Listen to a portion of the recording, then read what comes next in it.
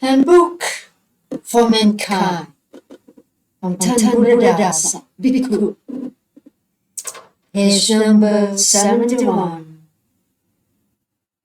Feeling it's more likely than any of other aggregates to serve as a handhold for us to cling to, because feeling is the primary objective of all our strife and activity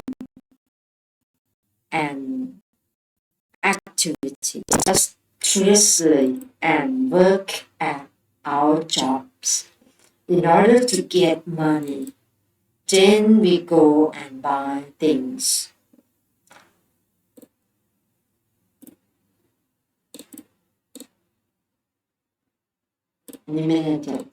Utensil, food, utensil,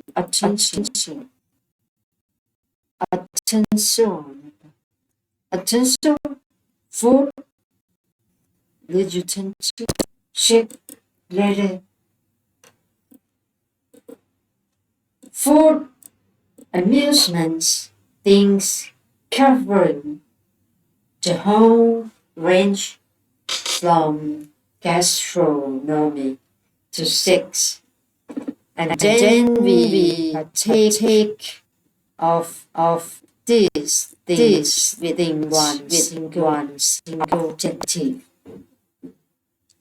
namely pleasurable feeling. In other words, delightful simulation of eye, ear, nose, tongue, and body. We invest all our resources, monetary, physical, mental, simply in the expectation of pleasurable feeling. And everyone knows well enough in his own mind that if it weren't for the lure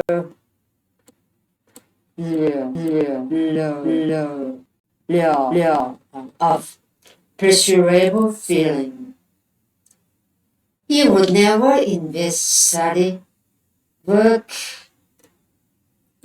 and physical energy in the search for money. We can see then that feeling is no small matter. And knowledge and understanding of it puts us in a position to keep it under control, makes us sufficiently high-minded to remain above feelings, and enables us to carry out all our activities far better than we otherwise could. In similar fashion, even the problems that arise in the social group have their origins in pleasurable feeling. And when we analyze closely the crashes between nations or between opposing blocks, we discover that too, both sides are just slaves to pleasurable feeling. A war is not for of adherence to a doctrine.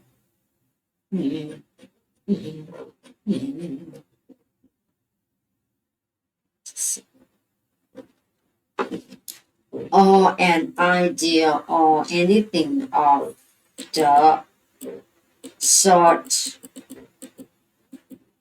In point of fact, the motivation is the anticipation of pleasurable feeling. Each side sees itself making all sorts of gains, scoping benefit for itself, for camouflage, all at best purely secondary motive.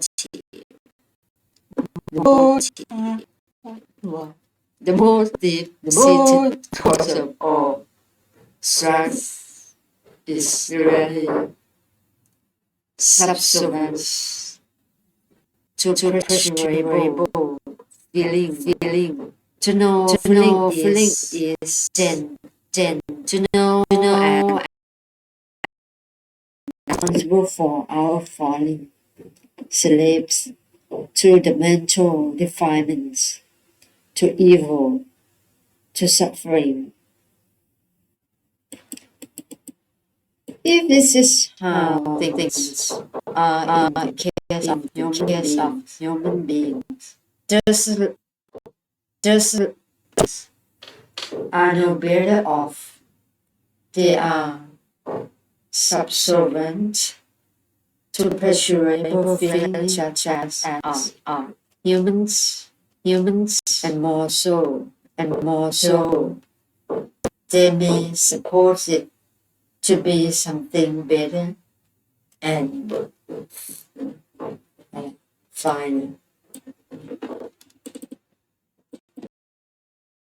More subjectively view than is the human variety. More subjectively, but even they not free from craving and attachment from the fascination of delectable way of eye, ear, nose, tongue, body, and mind, still high up at the level of the gods. Sensual delights necessarily have been discarded repeatedly. But even this does not bring liberation from another kind of delight, the pleasure associated with deep concentration practice. When the mind is deeply concentrated, it experiences pressure and a delightful sensation to which it then becomes attached.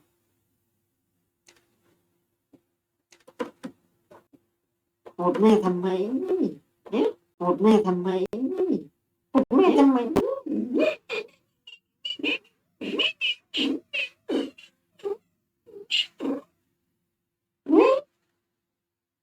นี่เนี่ยโกรธแม่เหรอบอกให้เราบอกให้เราบอกให้เรา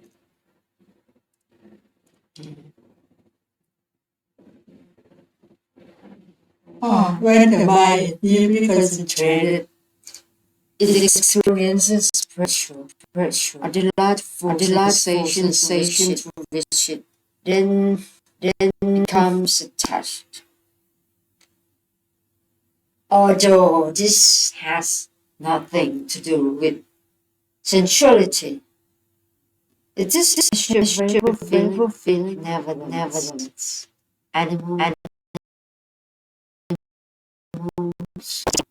than human beings are bound to fall under the power of pleasurable feeling in much cruder ways than we do.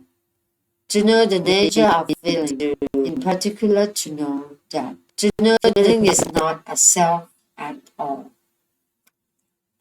on and not something to be clung to instead of very great use in life.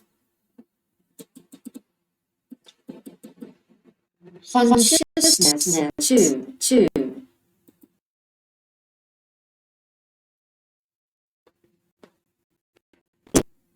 Sis.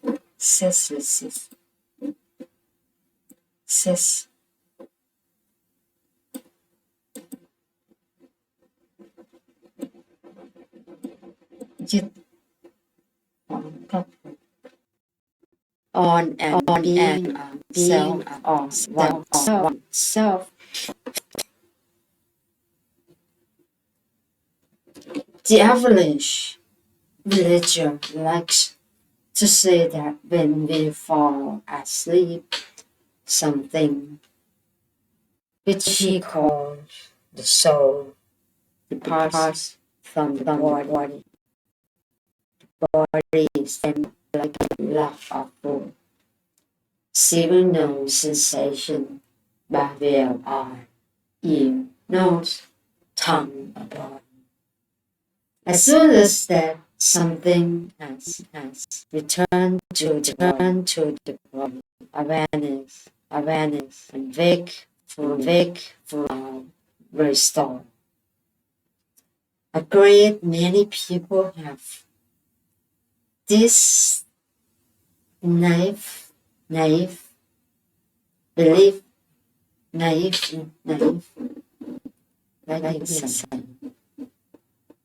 belief, believe that consciousness is the self, but as the Buddha taught, consciousness is not a self. Consciousness is simply sensation and memory. That is knowing bound to be present as long as the body continues to function normally. As soon as the bodily functions become disrupted, the consciousness changes or ceases to function.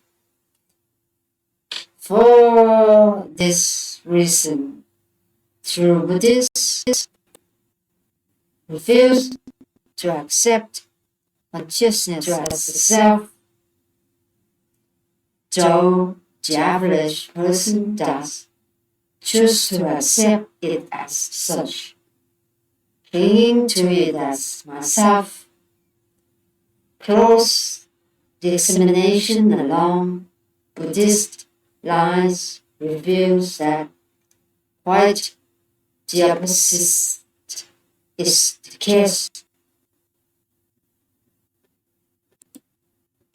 Consciousness is itself at all. It is simply a result of natural processes and nothing more. The next possible point of attachment is active thinking, intending to do this or that, intending to get this or that, mention good or bad. This is once again a manifestation of the arising of strong ideas of selfhood or kinky.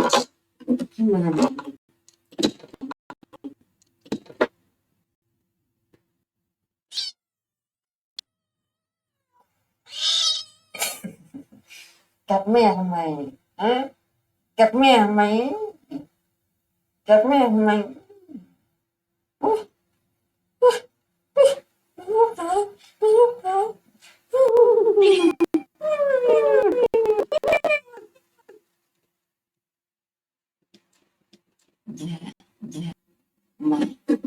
The next possible point of attachment is active thinking, intending to do this or that, intending to get this or that. Mental action, good or bad. This is once again a manifestation of the arising of strong ideas of selfhood. Everyone feels that if anything at all is to be identified as his self, then it is more likely to be this thinking element than any other. For instance, one philosopher in centuries had a naive philosophy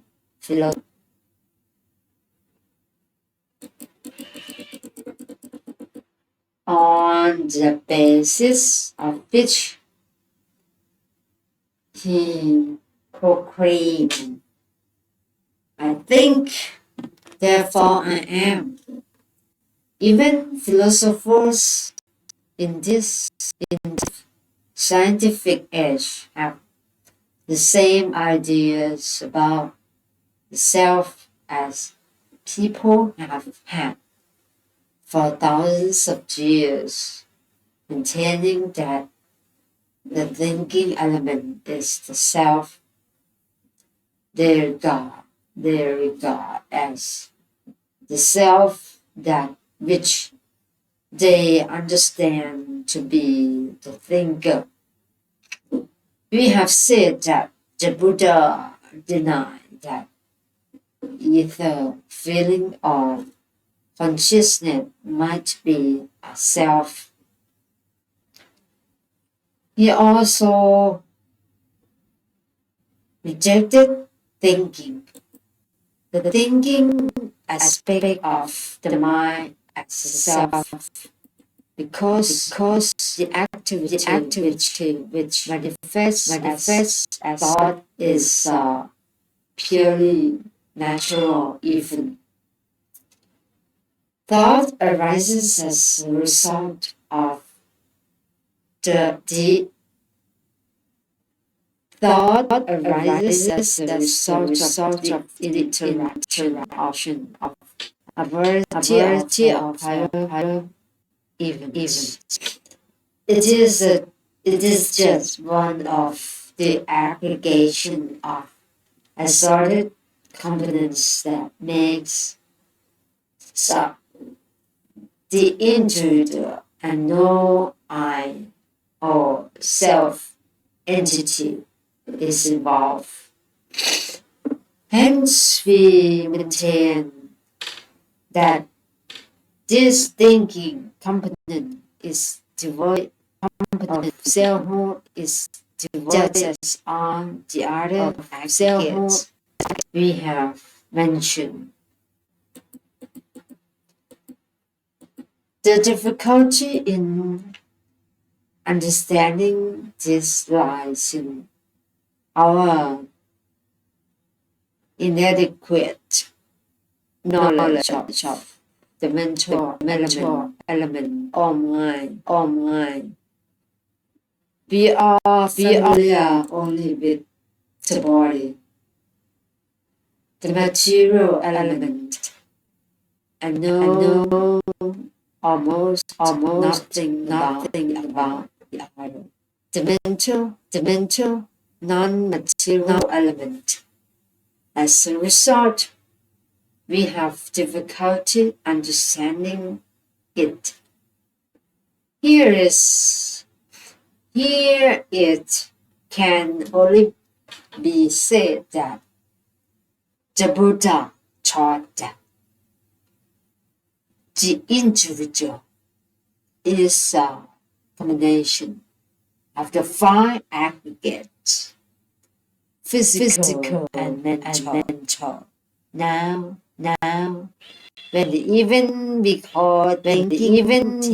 thinking takes, we jump to the conclusion that there is someone there who is the thinker. We believe there is a thinker, a soul which is master of the body, or something of the sort. But the Buddha rejected such entities completely.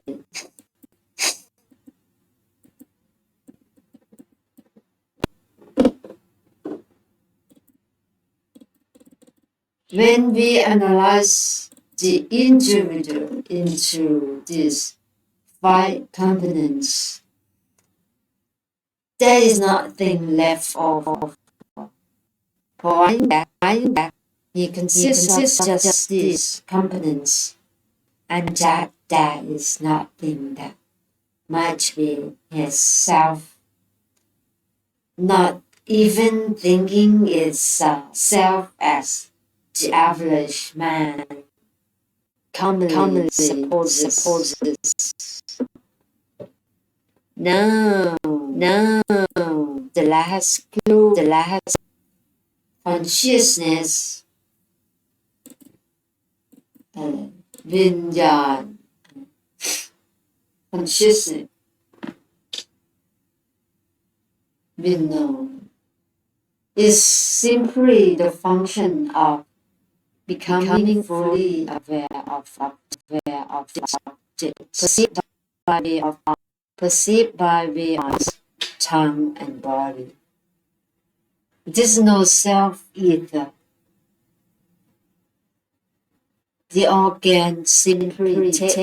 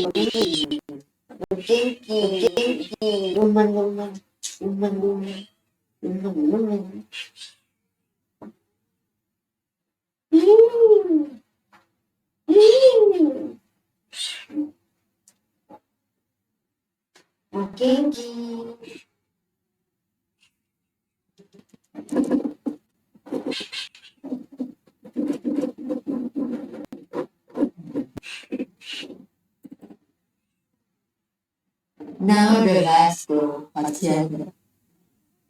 is simply the function of being fully aware of objects perceived by way of eye. No, there is no self either. The organ simply take in the color and shapes, sounds, odors, taste, tactile objects that impinge on them. And as a result, consciousness of those objects arises in 3 stages. In the case of the eye, there arises consciousness of the shape, consciousness of the shape, the visual object. Whether it is man or beast, long or short, black or white, the arising of clear consciousness in this way is a mechanical process which happens of its own accord. Automatically, there are some who maintain that this is soul, the spirit, which moves into and out of the mind and receive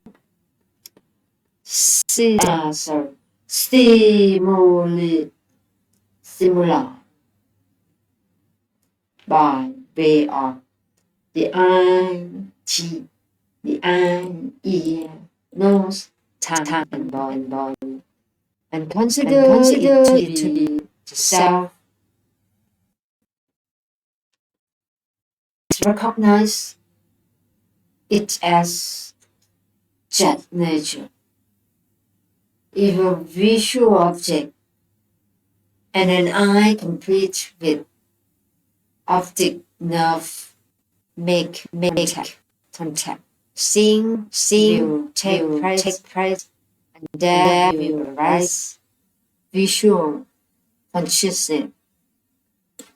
And there is once again no need for any self whatsoever. When we have analyzed the being into competence, namely body feeling, perception, thinking, and consciousness, we find no part which might be a self or belong to a self. Thus, we can completely reject the false self idea and prove that nobody is or has a self or a self at all.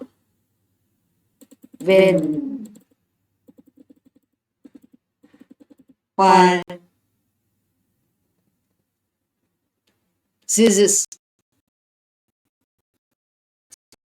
is longer liking or disliking them, this indicates that one has perceived that those things are not rational thinking is sufficient to convince one that they cannot be selves, but the result is only belief, not clear insight of the sort that can completely cut out, clinging to them as selves. For this very reason, we have to study and examine the five aggregates on the basis of the threefold training developed sufficient to be able to give up clinging to the self idea.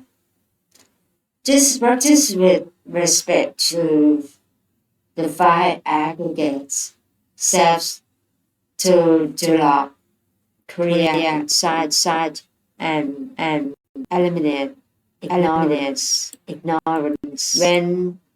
When we have completely eliminated ignorance, when we have completely eliminated ignorance, we shall be able to say for ourselves that none of aggregates is a self, none is worth clinging to. All clinging, even the kind that has succeeded since birth, will then cease completely. It is essential, then, that we study thoroughly the five aggregates, which are the objects of the self, and seed, and silence, consist. The Buddha stressed aspect of his teaching more than any other. It may be summed briefly by saying none of the five aggregates is a self. This should be considered a key part in Buddhism. Whether one looks at it as philosophy, as science. When we know this truth, ignorance, bad grasping, and clinging vanish. Desire of any sort has no means of arising, and suffering ceases. Why is it then that we normally don't see these fine articles as they really are? When we were born, we had no understanding of things. We acquired no knowledge on the basis of what people taught us. The way they taught us led us to understanding that all things are self. The power of the primal instinctive belief in selfhood, which is represented right from birth, becomes very strong because of the time. Becomes very strong in cause of time. In speaking, we use the words I, you, he, she.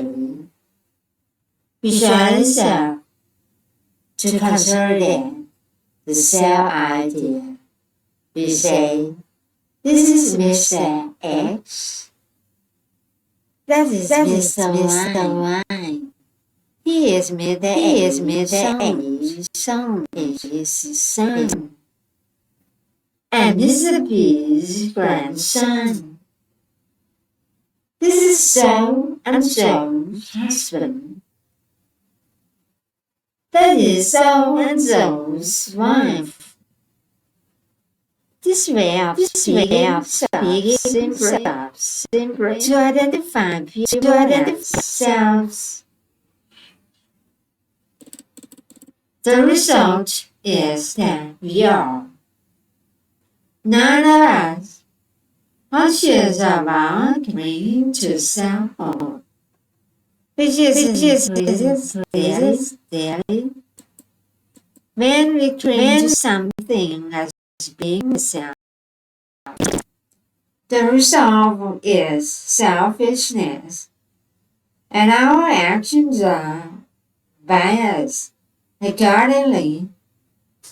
If we were to develop sufficient insight to see this idea as a deception, we would stop clinging to the ideas of Mr. A and Mr. B, high class and low class, beast and human being, and we see that these are nothing more than terms which man has devised for use in social intercourse. When we have to come to understand this, we can be said that to have dispensed with one sort of social deception. When we examine the whole of what goes to make up misery, we find that misery is simply eradicating the body, feeling, perception, thinking, and consciousness. This is a rather more intelligent way of looking at things.